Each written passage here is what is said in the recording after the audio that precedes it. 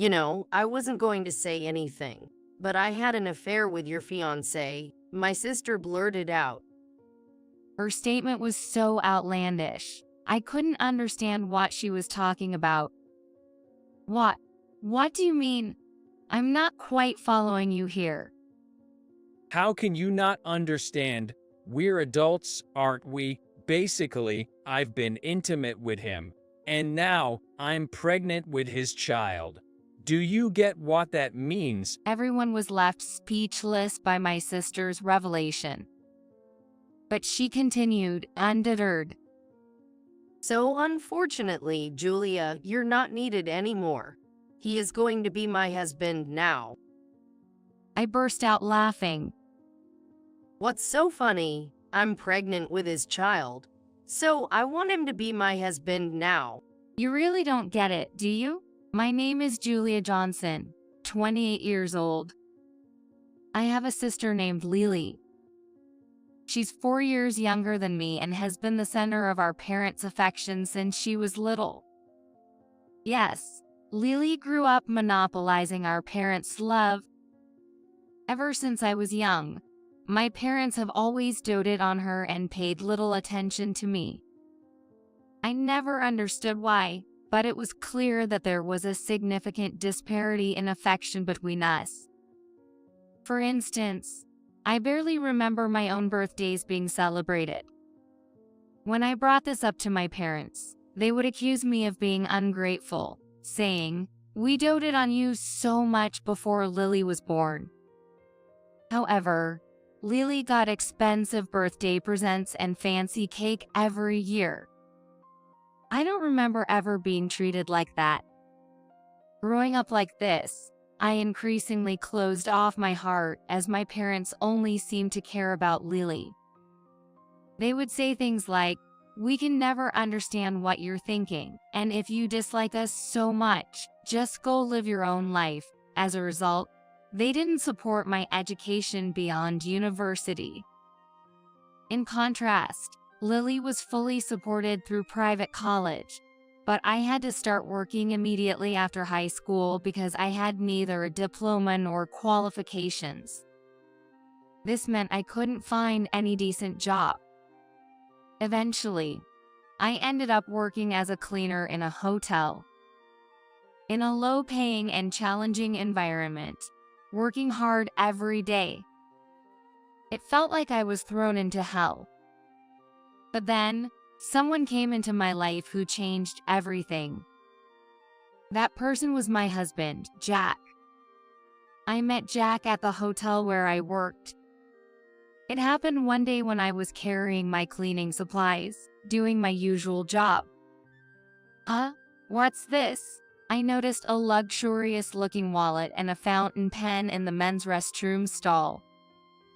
The wallet had a logo that even someone as poor as me recognized. The fountain pen, too, was clearly expensive, beautifully made, and solid. I could have found out who owned it by checking inside, but that would have invaded their privacy, so I didn't look and instead took it straight to the hotel's front desk. "Excuse me, I found this in the men's restroom on the first floor. It seems to be lost property." When I handed over the wallet and pen, the front desk staff thanked me and asked me to wait, making a phone call right away. It seemed they had already been contacted by the owner. But what surprised me next was when they said, "The manager will come right now. He wants to thank you personally." I never expected that returning a lost item would lead to the manager personally thanking me. I was led into an impressive reception room. Dressed in my cleaning uniform, I felt utterly out of place and miserable. Then the manager appeared. He was impeccably dressed in a fine suit, tall and stylish. With his short, neat hair and a gentle smile, he exuded cleanliness. Moreover, he was young, probably around my age. I was instantly captivated by his charming presence. As soon as he saw me, the manager said, "Are you the one? The one who returned my wallet and fountain pen? Thank you so much. I've been looking for them." And he bowed deeply in gratitude. The wallet and fountain pen I had found belonged to the manager. This encounter led him to take an interest in me, and we started to communicate more frequently. Yes, this manager was Jack, who would later become my husband. Jack was impressed that I had honestly returned the wallet and pen without stealing them. From then on, he would stop by while I was working to say, "Good job. Here, have this," offering drinks and snacks, and sometimes inviting me out for dinner after work. As we interacted, our relationship deepened, and 3 months later, he confessed his feelings to me, and we started dating. Jack, despite being the manager of a luxury hotel, never boasted about his title. He was kind, sincere, and honest. I was drawn to his character and started to think that I wanted to spend my life with him. However, my family was always on my mind. Would they bless our union? Given the past, I had little hope. Nevertheless, I had already told Jack about my upbringing and apologized, saying, "I might make you experience something unpleasant. I'm really sorry." But Jack responded earnestly, "What are you talking about? You've done nothing wrong. There's no need to apologize. I love you, and that will never change, no matter what happens." My days with Jack were genuinely joyful. During a hot summer, we went for a drive and ate shaved ice by the seaside. In autumn, we went camping, admiring the brightly colored trees on the mountains. Time flew by in these happy moments, and soon a year had passed in our relationship. Can I talk to you about something serious? Jack suddenly said one day. I had never seen him so solemn and was taken aback. Then, he presented a ring. "Will you marry me?" Overwhelmed with happiness, I cried and nodded vigorously without saying a word. After some time, I decided to introduce Jack to my parents. "Mom, Dad, there's someone I want you to meet. Someone I've committed to spend my future with." But at that moment, I made a significant mistake. When my sister persistently asked about my fiance, I ended up talking about Jack, our meeting, his background, and even his job as a hotel manager. At that time, I thought it wouldn't be a problem since they probably wouldn't meet him.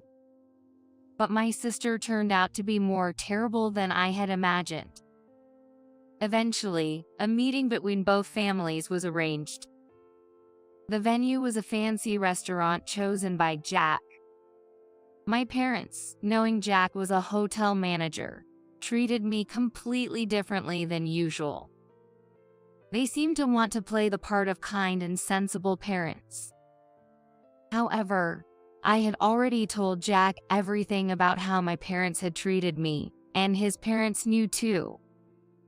Unaware of this, my parents put on a fake smile. "She's always been such a kind and good child." Their act was comical and nauseating, but I played along with a pleasant smile.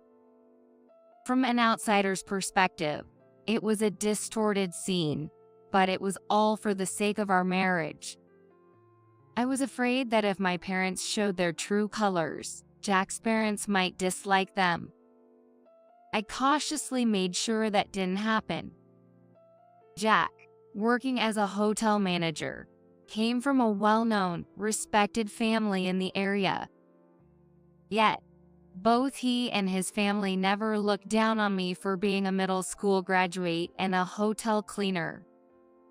Despite being belittled and looked down upon by my own family, I was warmly welcomed by someone else's. I remember feeling the irony of my fate. The meeting proceeded in a pleasant atmosphere until it was time to leave. Thank goodness. It looks like everything will end without any issues.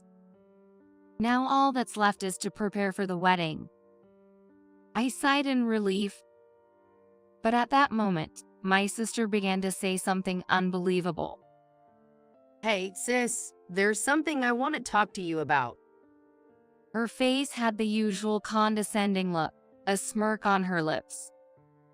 I knew it couldn't be anything good. We had come this far without any issues, and I desperately didn't want her to say anything unnecessary. I wish she'd save her sarcasm for after we get home. I tried to communicate this with my eyes, but she continued regardless. And what she said next was shocking.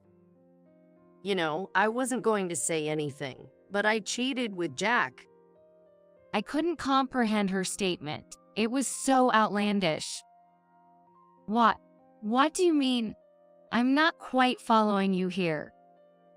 How can you not understand? We're all adults here. Basically, I've been intimate with Jack, and now I'm pregnant with his child. Do you get what that means?